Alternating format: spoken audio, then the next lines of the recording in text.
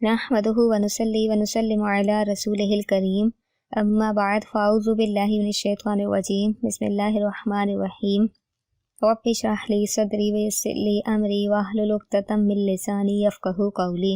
सिलसिला अहकामुल कुरान में हम हज से मुताल्लिक़ गुफ्तगू कर रहे थे और आज हमारी वीडियो नंबर 3 है जिसमें हम हज के वाजिबात और सुन्नतों को जानेंगे। हज के वाजिबात ये हैं: मीकात से एहराम बांधना यानी मीकात से बगैर एहराम के ना गुज़रना, और अगर मीकात से पहले ही एहराम बांध लिया तो जायज़ है, यानी मीकात से पहले आप बांध सकते हैं, मीकात से बगैर एहराम के आप नहीं गुज़र सकते। मीकात उस मकाम को कहते हैं जहाँ से हज या उम्रे पर जाने वाले लोग एहराम बांधते हैं या जहाँ से एहराम बांधना ज़रूरी होता है। नंबर 2, सफ़ा और मरवा के दरमियान सई करना यानी दौड़ना। नंबर 3, सई को सफ़ा से शुरू करना। अगर मरवा से सई शुरू करेंगे तो वो फेरे में शुमार नहीं होगा बल्कि उसका इयादा करना होगा, उसे लौटाना होगा। नंबर 4, अगर उज़र ना हो तो पैदल सई करना।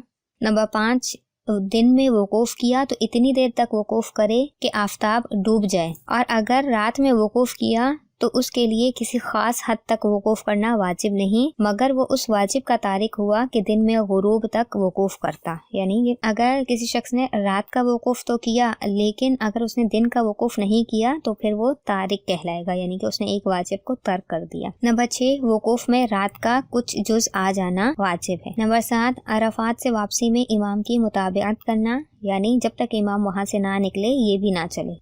नंबर 8, मुज़दलिफ़ा में ठहरना।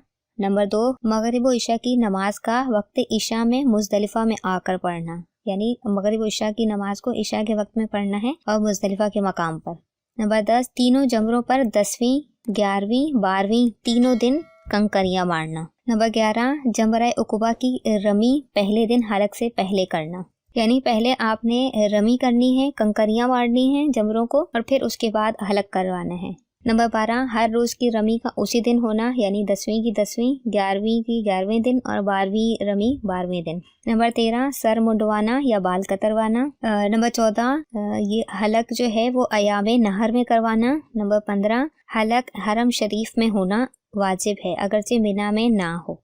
मिना में होना ज़रूरी नहीं है, हरम शरीफ की हुदूद में होना ज़रूरी है। नंबर 16, हज किरान और हज तमत्तो वाले को कुर्बानी करना वाजिब है। नंबर 17, कुर्बानी का हरम और हयामे नहर में होना ज़रूरी है। नंबर 18, तवाफ़े ज़ियारत करना।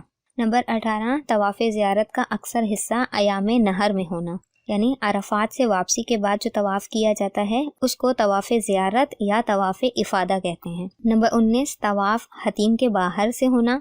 नंबर 20, दाहिनी तरफ से तवाफ़ करना, यानी काबा मुअज़्ज़मा तवाफ़ करने वाले के बाएं जानिब हो, उल्टी तरफ हो। नंबर 21, उज़र ना हो तो पाँव से चलकर तवाफ़ करना।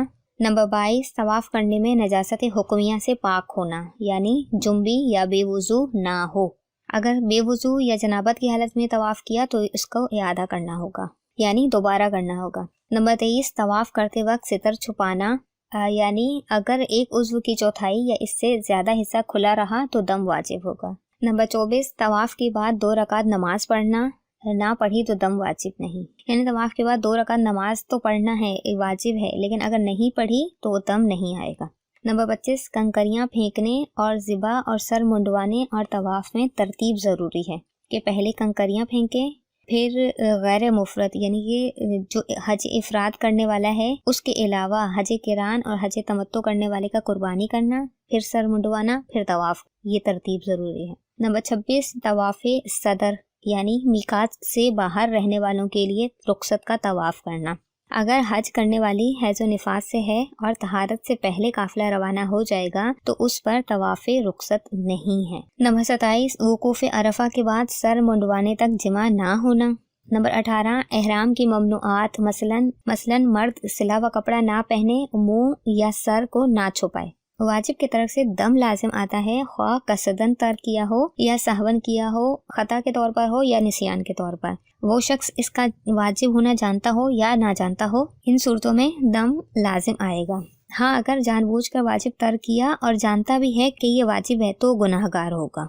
मगर वाजिब की तरफ से हज बातिल ना होगा। अलबत्ता बाज वाजिब का हुक्म इससे मुस्तस्ना है कि तर्क पर दम लाजिम नहीं आता, यानी कुछ वाजिबात ऐसे हैं कि जिनको तर्क कर दिया जाए तो दम लाजिम नहीं आएगा। मसलन तवाफ के बाद की 2 रकातें पढ़ना वाजिब थी, अगर नहीं पढ़ी तो दम नहीं आएगा। अगर किसी उज़ुर की वजह से सर ना मुंडवाया तो भी दम नहीं आएगा, या किसी वाजिब का तर्क ऐसे उज़ुर से हो कि जिसको शरा ने मोतबर रखा हो, यानी वहाँ इजाज़त दी हो और कफ़ारा साकित कर दिया हो, यानी शरीयत ने जहाँ पर इजाज़त दी होगी कि ये वाजिब अगर तर्क हो गया तो आपको इजाज़त है, तो उस सूरत में आप पर कफ़ारा साकित हो जाएगा, वरना फिर आप पर दम लाजिम होगा। यूं ही हज की सुन्नतें ये हैं। नंबर 1, तवाफ़े कुदूम, यानी मीकात के बाहर से आने वाले मक्का मुअज़्ज़मा में हाजिर होकर सबसे पहला जो तवाफ़ करे उसे तवाफ़े कुदूम कहते हैं। यानी मीकात के बाहर से जो आएगा मक्का में दाखिल होकर पहला तवाफ़ करेगा उसे तवाफ़े कुदूम कहते हैं। तवाफ़े कुदूम मुफरद और कारिन के लिए सुन्नत है, यानी हज इफराद और हज किरान करने वाले के लिए सुन्नत है, हज तमत्तो करने वाले के लिए नहीं है। नंबर 2, तवाफ़ का हजर अस्वद से शुरू करना।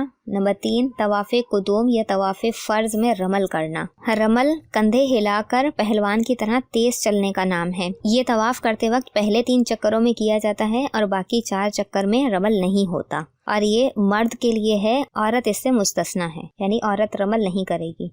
नंबर 4, सफ़ा और मरवा के दरमियान जो 2 मील अख्तर है, यानी ग्रीन लाइट जो वहाँ पर चलती रहती है, उनके दरमियान मर्द के लिए दौड़ना। नंबर 5, इमाम का मक्का में 7वीं को खुतबा पढ़ना। नंबर 6, अरफात में 9वीं को खुतबा पढ़ना। नंबर 7, मिना में 11वीं को खुतबा पढ़ना, ये इमाम के लिए सुन्नत है। नंबर 8, 8वीं की फजर के बाद मक्का से रवाना होना, 8वीं ज़िलहज्जा के बाद, कि मिना में 5 नमाजें पढ़ ली जाएं। नंबर 9, 9वीं रात मिना में गुजारना, यानी 9 ज़िलहज। नंबर 10, आफताब निकलने के बाद मिना से अरफात को रवाना होना। नंबर 11, वकूफ़े अरफा के लिए गुस्ल करना।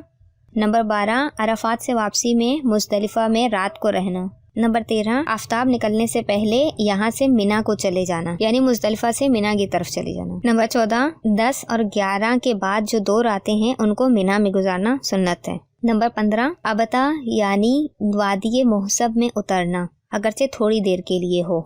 इनके अलावा और भी बहुत सी सूरतें हैं जिनका जिक्र यहाँ नहीं किया गया, सिर्फ इख्तिसार के साथ यहाँ पर कुछ सुन्नतों को बयान किया गया है। अल्हम्दुलिल्लाह यहाँ पर हमारा हज का टॉपिक कंप्लीट हो गया। अल्लाह ताला से दुआ है कि वो हमें हज के इन उमूर और मसाइल को अच्छे से सुनने, समझने, याद रखने और आगे तक पहुँचाने की तौफीक अता फरमाए। आमीन बिजाहिन नबील अमीन।